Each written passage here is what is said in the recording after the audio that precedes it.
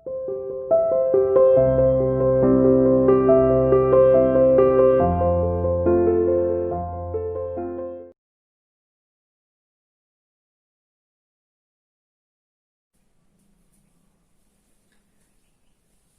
Students, welcome to CR international online classes.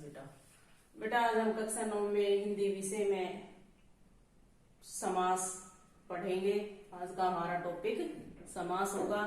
इससे पहले हमने उपसर्ग पढ़े, प्रत्यय पढ़े और आज हम समास पढ़ेंगे। ठीक है, आप सबसे पहले देखिए समास क्या होते हैं।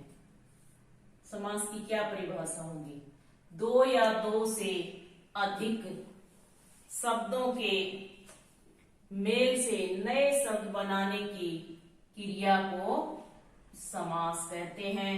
इस विधि से बने शब्दों को समस्त पद कहते हैं और समस्त पदों को अलग अलग किया जाना समास विग्रह कहलाता है। ठीक है, क्या कि दो या दो से अधिक शब्दों के मेल से नए शब्द बनाने की क्रिया को हम समास कहते हैं और इस विधि से बने जो शब्द बन जाते हैं उन शब्दों को हम समस्त पद कहते हैं। समस्त पदों को अलग अलग किया जाना यानी उनको फिर से तोड़कर लिखा जाना समास विग्रह कहलाता है। जैसे गंगा जल, ये गंगा जल है, इसका हमने विग्रह किया गंगा का जल। जब हम समस्त पद बनाते हैं तो उन विभक्तियों का लोप हो जाता है। ठीक है, अब क्या होता है समस्त पद, समास में क्या होता है दो पद होते हैं यानी पूरा जब हम पद बना देते हैं ये वाला तो उसमें दो पद होते हैं।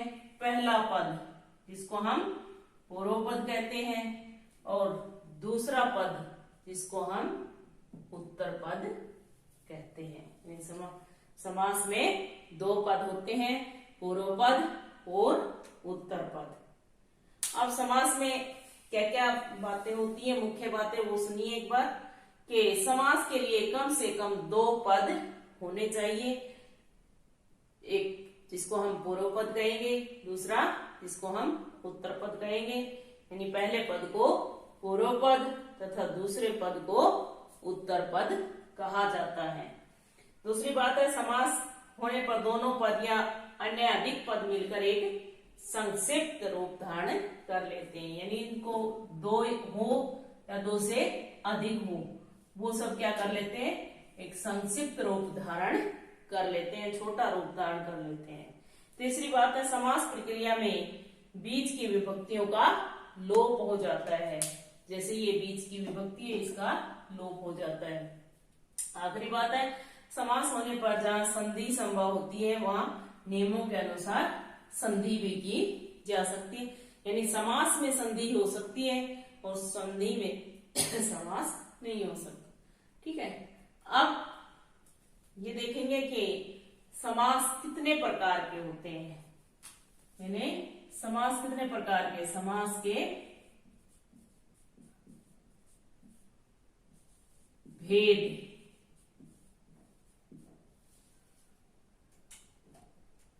कितने भेद होते हैं समास के, समास के 6 भेद होते हैं। कितने होते हैं, 6। सबसे पहले तत्पुरुष समास, दूसरा कर्मधारय समास, तीसरा देवो, चौथा द्वंद्व और पांचवा बहुव्रीहि।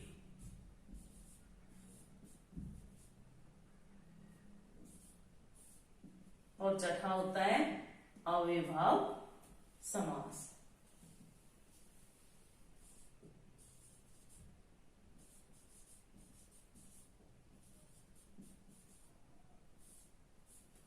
ये हमारे 6 समास होते हैं। पहला होता है तत्पुरुष समास, दूसरा कर्मधारय समास, तीसरा होता है द्विगु समास, चौथा द्वंद्व समास, पांचवा बहुव्रीहि समास और छठा हमारा होता है अव्ययभाव समास।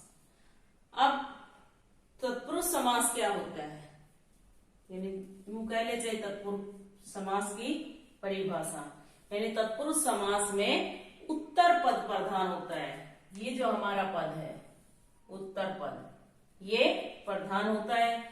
ये जो पहला पद है ये गौण होता है। जैसे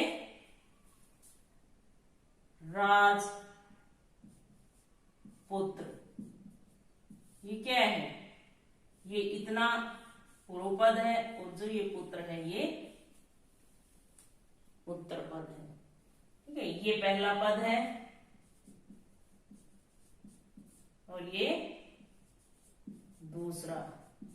पहले को हम पूर्व बोलते हैं और दूसरे को हम उत्तर बोलते हैं। तो इसमें क्या है कि ये जो पुत्र है, ये दूसरा पद है, ये प्रधान होता है, पहला पद क्या होता है, गौण होता है। या फिर उत्तर पद विशेष्य और पूर्व पद विशेषण होता है। जैसे रसोई घर, तो क्या हो जाएगा, रसोई तो क्या हो जाएगी, रसोई के लिए विशेषण होगा और घर क्या होगा, विशेष्य होगा। घर की विशेषता क्या बताइए, रसोई के लिए है। ठीक है, तो ये क्या हो गया, तत्पुरुष समास की उदाहरण सहित परिभाषा। अब तत्पुरुष समास के भी उपभेद होते हैं, इसके भी भेद होते हैं। वो क्या होते हैं, जो हमारे कारक होते हैं। ये हमारे कारक कितने प्रकार के होते हैं,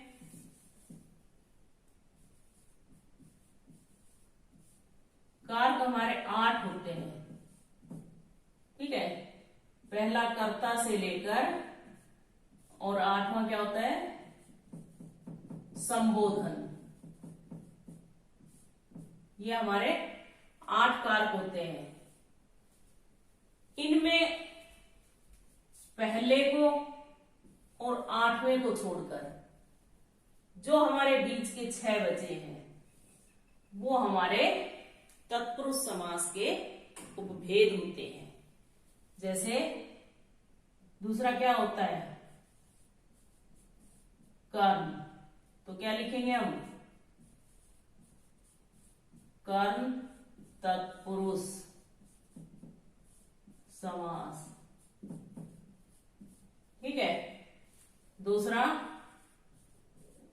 करण तत्पुरुष समास, तीसरा संप्रदान तत्पुरुष समास, चौथा संबंध तत्पुरुष समास और 5वां अपादान तत्पुरुष समास और छठा होता है हमारा अधिकरण तत्पुरुष समास। अब इनमें सबसे पहले कर्म तत्पुरुष समास क्या होता है, जो इनकी कारक विभक्तियां होती हैं, विग्रह करते समय हम उनको प्रयोग करते हैं और जब हम उनका समस्त पद बनाते हैं तो उन कारक विभक्तियों का लोप हो जाता है, इन्होंने छुपा देते हैं। जैसे यश प्राप्त, तो क्या हो जाएगा, यश को प्राप्त। ये क्या है, कर्म तत्पुरुष समास। ग्राम गत, ग्राम को गत, गत का मतलब होता है गया हुआ, तो क्या होगा, कर्म तत्पुरुष समास। अगला है कर्ण तत्पुरुष समास। कर्ण की विभक्ति होती है से, यानी कर्ण कारक होता है जिस साधन से क्रिया संपन्न की जाती है, तो उसमें क्या होगा, जैसे हस्तलिखित, हस्तलिखित, हाथ से लिखित, वो क्या हो जाएगी, कर्ण तत्पुरुष समास का उदाहरण होगा। हस्तलिखित और मनगढ़ंत,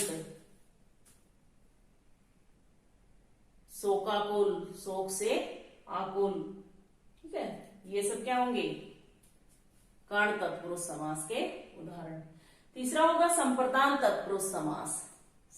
संप्रदान तत्पुरुष समास में क्या होता है, के लिए विभक्ति का प्रयोग किया जाता है। तो उसमें क्या होगा, रसोई घर, रसोई के लिए घर, तो वो क्या हो गया, संप्रदान तत्पुरुष समास। क्रीड़ा क्षेत्र, क्रीड़ा के लिए क्षेत्र। विद्यालय, विद्या के लिए आलय। पाठशाला, पाठ के लिए शाला। देशभक्ति, देश के लिए भक्ति। ये सब क्या है, ये सब संप्रदान तत्पुरुष समास है। ठीक है, अगला है संबंध तत्पुरुष समास।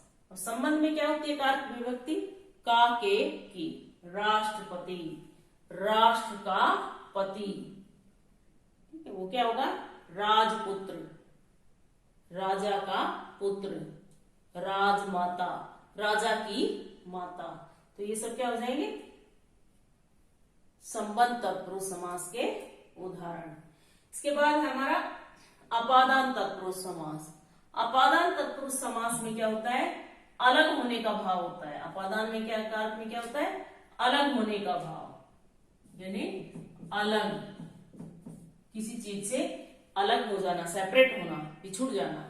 जैसे पथ भ्रष्ट, पथ से भ्रष्ट, तो क्या हो गया, रोग मुक्त, रोग से मुक्त, यानी रोग से छुटकारा मिल गया, अलग हो गया, तो वो क्या हो जाएगा, अपादान तत्पुरुष समास का उदाहरण। जन्मांध, जन्म से अंधा, यानी जन्म से उसकी आंखें उससे अलग है, तो क्या है, अपादान तत्पुरुष समास। आखिरी का होता है हमारा अधिकरण तत्पुरुष समास। अधिकरण तत्पुरुष समास में क्या होता है कि इसमें दो विभक्तियां होती हैं, में और पर। तो कैसे करेंगे इसका, घुड़सवार, घोड़े पर सवार, ठीक है। कला निपुण, कला में निपुण। सिर दर्द, सिर में दर्द, ये क्या हो जाएंगे, अधिकरण तत्पुरुष समास। ये हमारे समास के, तत्पुरुष समास के 6 भेद हैं। अगर आपसे कोई तत्पुरुष समास के भेद पूछे तो ही आप भेद लिखिए, अन्यथा तो अगर आपसे पूछा जाए, मान लो रसोई घर पूछा है, तो आप लिखिए रसोई घर के लिए घर, और सामने लिखिए आप तत्पुरुष समास। वो सही है, आपका 1 नंबर का आता है, 1 नंबर कंप्लीट है। ठीक है, इसलिए अगर भेद पूछा जाता है तो आपको ये भेद लिखने, अन्यथा तत्पुरुष समास ही लिख देना है। ठीक है, समझ गए। हमने पढ़ा है समास किसे कहते हैं, और समासपद किसे कहते हैं, समास विग्रह किसे कहते हैं। ये तीनों परिभाषाएं यहाँ आ चुकी हैं इन तीनों लाइनों में। ठीक है, समास की, समासपद की और समास विग्रह की। उसके बाद समास में कितने पद होते हैं, 2 पद, 2 पदों का होना जरूरी है। ठीक है, इसके बाद समास के भेद, कितने भेद होते हैं, समास के 6 भेद होते हैं। तत्पुरुष समास, कर्मधारय समास, द्विगु समास, द्वंद्व समास, बहुब्रीहि समास और अव्ययभाव समास, ये 6 भेद होते हैं। इसके बाद जो हमारा तत्पुरुष समास है, इसके भी उपभेद होते हैं, इसके भी 6 ही उपभेद होते हैं। कर्म तत्पुरुष समास, कर्ण तत्पुरुष समास, संप्रदान तत्पुरुष समास, संबंध तत्पुरुष समास, अपादान तत्पुरुष समास, संप्रदान तत्पुरुष समास और अधिकरण तत्पुरुष समास। ये हमारे इसके 6 भेद होते हैं। तो आज के लिए इतना ही बहुत है, बाकी का हम कल पढ़ेंगे। ठीक है बेटा, इसको एक बार घर में पढ़ के देख लेना, जितने अधिक से अधिक उदाहरण रीड करके देख लेना, वो सभी समझ आ जाएंगे। ठीक है बेटा, ओके, धन्यवाद।